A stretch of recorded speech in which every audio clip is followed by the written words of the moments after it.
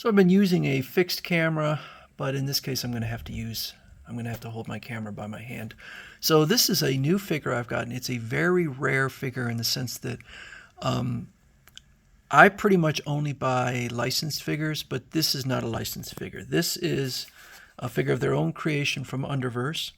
This figure is called Origin Lasstranaut. So not sure what that means, but sometimes they create whole backstories of the characters. What I liked about this figure, what sold me on it, is kind of the 1950s style art here. I like the fact that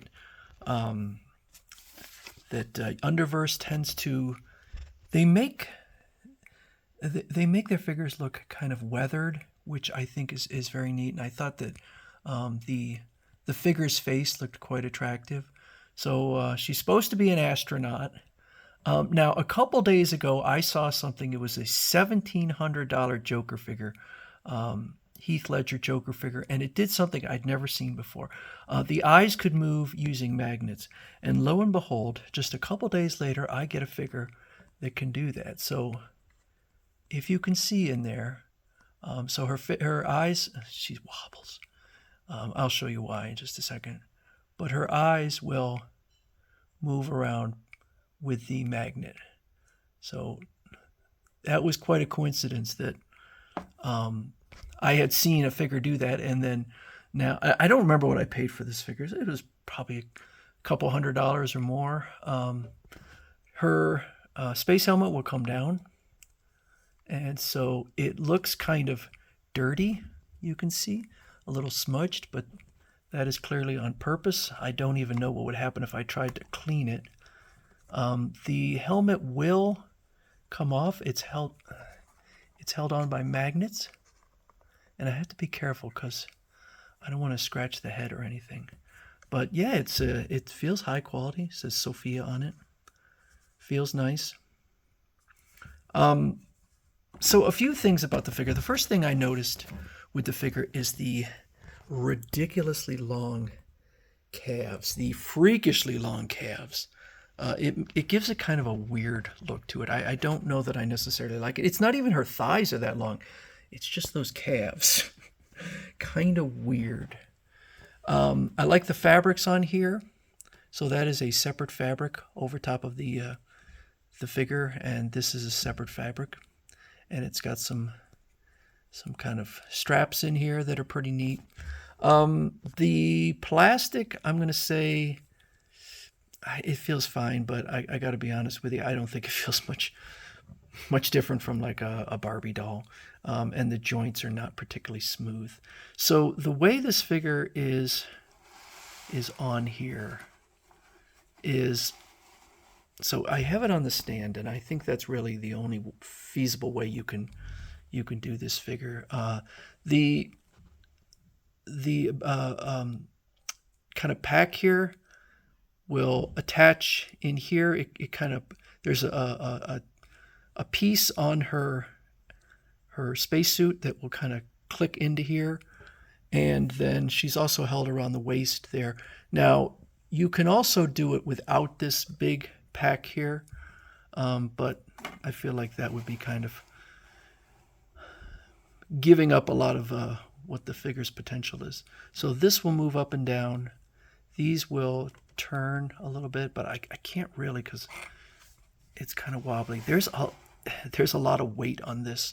It's all plastic. I don't think there's any metal on this at all, but it is rather wobbly, which is not surprising given the nature of how the stand works.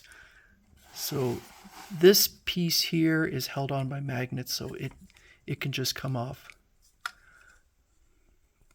Her shoulder pieces can move up and down. And these pieces on the side here are held on by magnets. I'm not going to remove them, but they are removable. There is light up features, which I did not put the batteries in, and so you can have the star light up. And then there's a place on the side there that you can peg this in, and so then you can have their star. It's got a smiley face star. Just kind of, it's a bendable wire, and so you can have the star just kind of hovering up there. It's pretty neat. I think this is nice. I'm not going to say that it's everything I wanted it to be. I wish her dimensions were a little bit different. Again, I don't love the silly long calves. I don't know that that was necessary. It is a little weird. I know it's a fantasy figure, but the stiletto heels on an astronaut. But then again, she's also got the hyper mini skirt, so it is obviously a fantasy figure. But I think that it looks really neat. Just like I said, it kind of evokes a 1950s feel to it, and kind of not really realistic. I mean, her face isn't. I mean, it's kind of semi-realistic, but with the weathering, and it looks like there could be some rust on there, some dust, and I do like the fabric. She does come with, so she's got kind of mittens on here. She comes with some other mittens that you could replace it with, but I do like the fabrics. I like the straps on here, and then she's got straps. You can't really see, but yeah, she's got some straps on there too.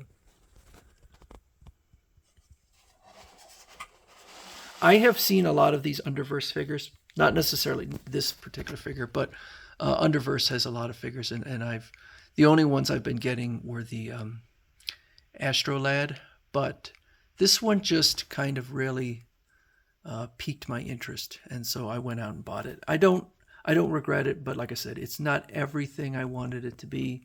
And again, for these high end figures, I don't know why they can't do some really nice smooth joints, like Bondi or other companies, Figma. But I don't know. This always tends to be the case with these 1/6 figures, 1/6 scale figures, and I don't know. Even Hot Toys has real problems with their joints. But yeah, it's kind of a neat figure. So this is Origin Lasstranaut from Underverse.